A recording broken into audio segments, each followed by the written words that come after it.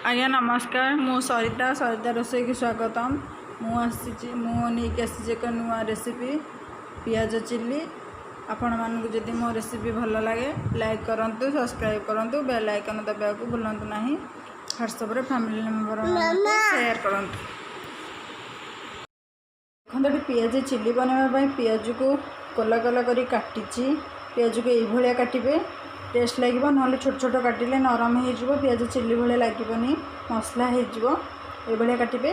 दुईटा लंका को ये काटी रसुण को देखो छोट छोट करी काटे।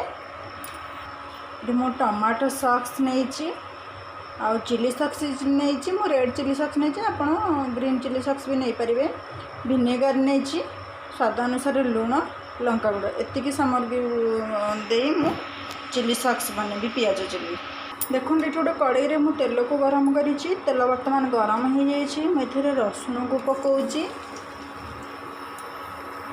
रसुण को ब्राउन कलर है पर्यंत भाजवा।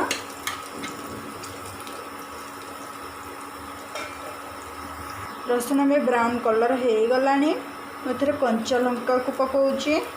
कंचा लंका को टिके समय भाजीदे।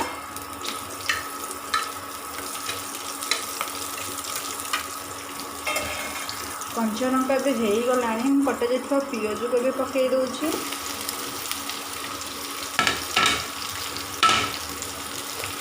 पियाज को मैं भल भाव में भाजी दूची।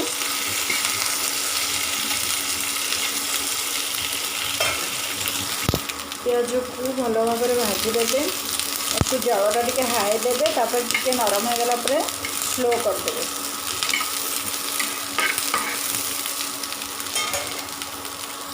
अब मो स्वाद अनुसार लुण को ये पकई दूसरी। लुण को पकईले जल्दी नरम होता है पियाज को घाटी दूसरी। या 5 मिनट घोड़े बर्तमान ढांकुणी को काढ़ीदेवा।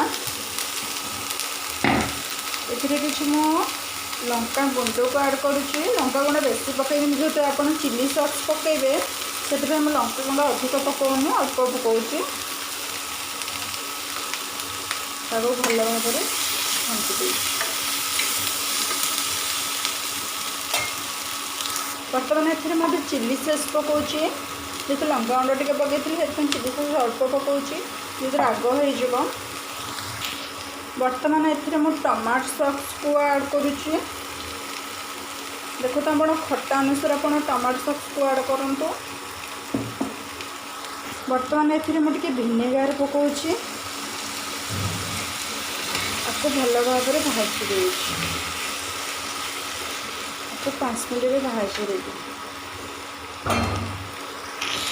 देखो बर्तमान भी पियाज चिल्ली होगला। यहाँ एक प्लेट रे बाहर करवा। पियाज चिल्ली होगला। देखो केते कलर मस्त आसी। आपण यहाँ परोटा सहित खाते भारी टेस्ट लगे। चलते यहाँ प्लेट रे बाहर करवा।